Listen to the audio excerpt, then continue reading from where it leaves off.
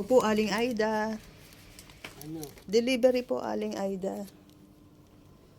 Bakit? Ulam nyo po daw, pagkain nyo po daw maghapon bukas. Ito po yung, hindi na po daw kayo pinaggawa ng kape, pinagtimpla ng kape. Inumin nyo po daw yung karakter. Mainit po yan. Saan galing to? May nag-deliver po. May nag-deliver? Galing pong Pilipinas. Shopee po, Shopee, Lazada. Yung bayad po daw, kala nyo po libre. Bayad po. Ito, karakter to. Hindi po pwedeng ngiti. Bayad po, bayad. Aida. Binigyan nyo po daw kasi sila ng bilo-bilo eh. So, patitikimin din po daw kayo ng bilo-bilo version nila. Kasi po yung sa inyo po daw walang sago. Yan, sa kanila po may sago. Bigay niyan? Opo, bigay po. Galing Wala po daw sago yun sa inyo, nakulangan po sila, kaya bumili sila ng sago.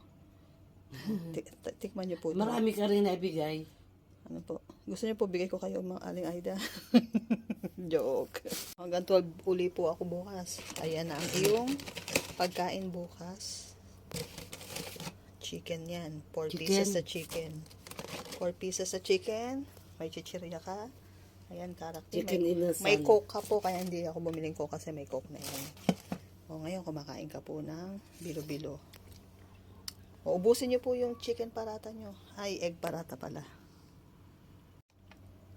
Di ba inaantok ka po?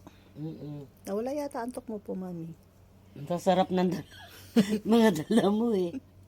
Di ba mapatulog ka na po? Sabi ko nga eh. Mamaya ka na matulog. Ang dami mong dala. Paano ako makakatulog niyan? Sabi mo po, inaantok ka na eh. Tutulog na eh. Talaga naman, kumakain pa.